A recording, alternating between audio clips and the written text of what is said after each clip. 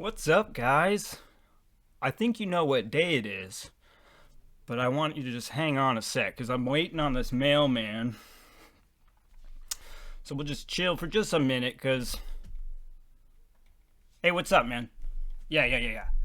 Thank you. I've been waiting for a minute, man. It's alright. Company name? Yeah. Bookish Bastard Incorporated. That's me. You're what?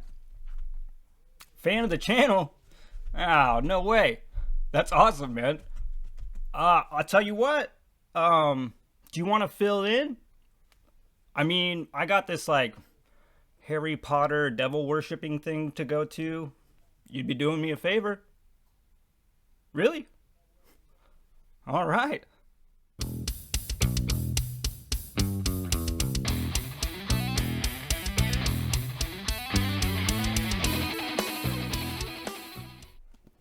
Hi, everybody.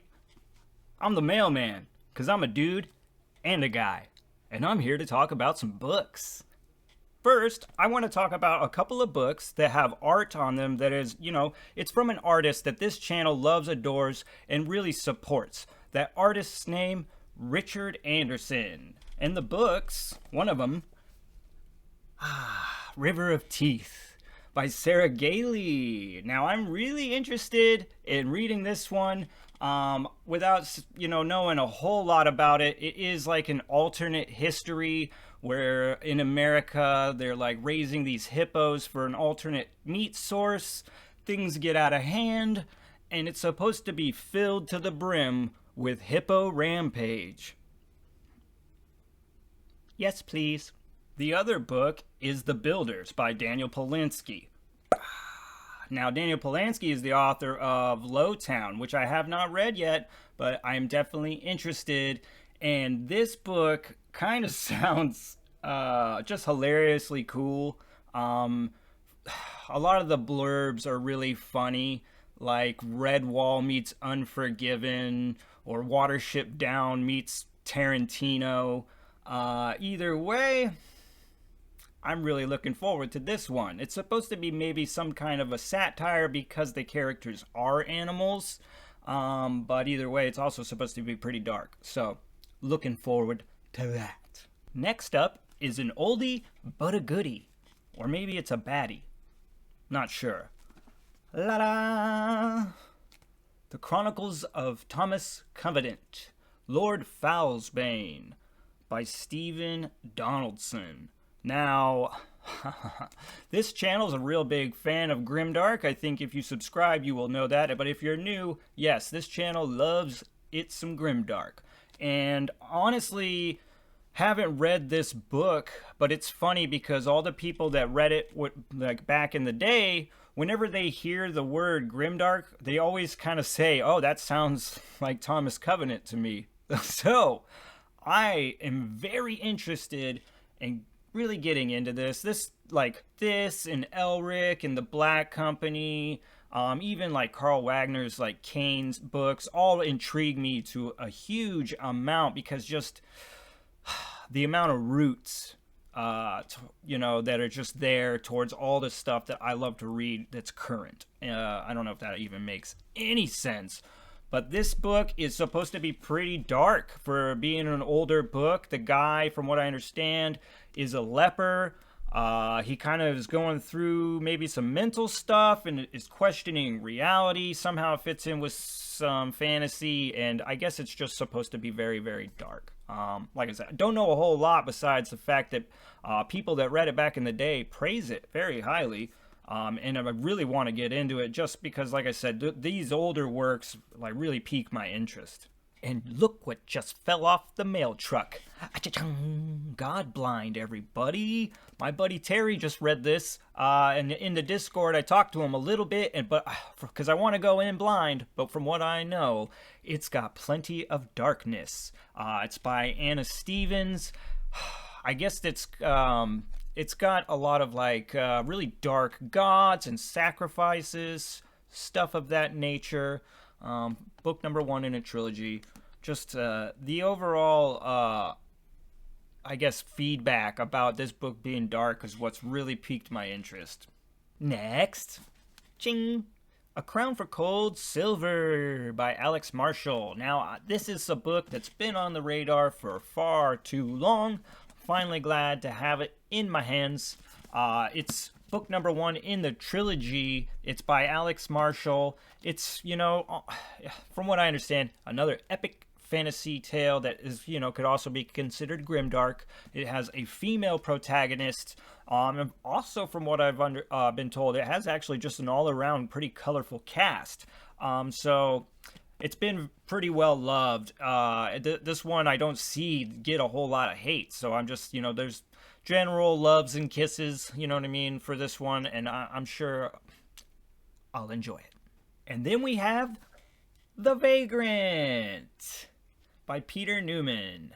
Now, this is another one I've had my eye on for a while, but I've also, only know a little bit about it. From the gist of what I've been told about this book, the reason why I found it interesting was because it sounds a lot like that old samurai film, Lone Wolf and Cub. I don't know if anybody knows what I'm talking about, but if you do, this is why I got it, because Lone Wolf and Cub is an awesome tale. It's also been kind of adapted, in other mediums even. I was a big fan of Usagi Yojimbo, the graphic novel, and there was definitely the Lone Wolf and Cub characters in that graphic novel at one point, which was funny because too it was a goat and his little, his kid. But anyway, I'm getting way off track. The Vagrant.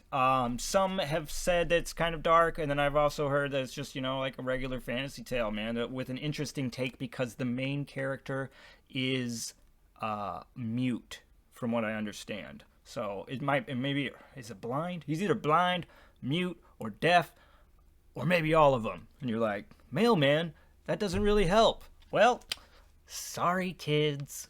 And then, hot off the press, Excursion, Orconomics by J. Zachary Pike. And guys, this one I just found out about recently. It's book number 1 in the Dark Prophet saga.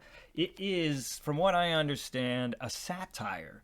But also, strangely enough, most people that have read it have said it's actually quite heartfelt as well. I mean, has plenty of humor, but it's not really necessarily a slapstick kind of, novel or absurdist even. There's actually quite the story in there, as well as being this satire. And I'm pretty sure it's, it touches a lot on industry and whatnot. So really interested in this one. I don't know when we can fit it in on the channel, but I mean, I gotta say, this one is probably one of the most interesting books that I got on deck. Next off the truck are the horror novellas for this month. But before I really reveal them, I do want to take a little bit of time and say, you know what, some of these might be really brutal. I just recently started one of these authors, and just very shortly into it, I realized, oh my, lots of trigger warnings to be given. So I do not know enough about these to you know what I mean. I'm gonna show them to you, but I don't know if they're just completely fucked up. First, we'll start with Tim Kern, because he is the one I am reading right now. Now, this novel is not the one I'm reading. I'm currently reading Fear Me by Tim. But the one I have off the truck here is Headhunter by Tim Kern. Now, this is a very short little novella. It's actually about the Vietnam War and all the chaos that, is ensuing there. But on top of it all, there are some soldiers that basically are getting hunted by something very dark, dangerous, mysterious, fill in the blank there. That's about as far as I'm going to go, because these things are so short, and it's really all I know. But also, this is the guy, man. This is the guy that really, shook me the other day. I was like, wow, I can't believe the shit that he's putting in his book. It's very offensive. I mean, it didn't offend me, but I know it's going to offend somebody. So I mean, I like that stuff. Anyway, Tim Kern might be the guy for you, or he might be the guy to stay away from. Next, by Keelan Patrick Burke, we have Arang, Sour Candy. Now, this is another short little horror novella. This one, I guess, like maybe if you're scared of kids, maybe not the best idea. This is definitely one of those, I guess, as much as I want to say about it is maybe the dad is not really in the authoritative role here and maybe more of like a prisoner role to his own child. Doesn't sound fun at all. Next, we have The Same Deep Water as You by Chad Lutsky. So now this one is supposed to be like a coming-of-age horror story. I've heard it, or I think the little blurb is kind of like River's Edge meets Dazed and Confused meets Lutsky kind of thing. So once again, I've heard that Lutsky can kind of get under your skin, guys. So I don't know enough about this to like say that there's for surely nothing in here that will completely, piss you off. Like usually when I go looking for horror and stuff that's dark, I really try to find the darkest shit. So this could be too much. Don't know. Be warned. Last but not least, guys, we got BAM! Mapping the Interior by Stephen Graham Jones, who is an author I've got my eye on. Especially, I believe it's his book, The Good Indians. That one sounds awesome. It's been praised and well reviewed, and it's got my attention. His subject matter or topics of what he writes about is also something that piques my interest. So instead of really bastardizing the summary of this short tale, I'll just read the back to the best of my ability. A horrifying inward-looking novella, Mapping the Interior, is a literary horror tale about race and America deeply rooted in the contemporary Native American experience. Blackfeet author Stephen Graham Jones delves into his characters' conflict, feelings toward their ancestry, haunted as they are by the ghost of their father whose death severed the ties with the reservation. Well, guys, I gotta say, it's been a lot of fun hanging out. I don't even really know what to do. Hopefully they ask me to come back because, I could use the extra money. Do I need a job application? I'm hired? Sweet. All right, guys. See you next month, I guess. Till next time. What am I supposed to say? Peace? Peace? Okay, till next time. Peace. What does that mean?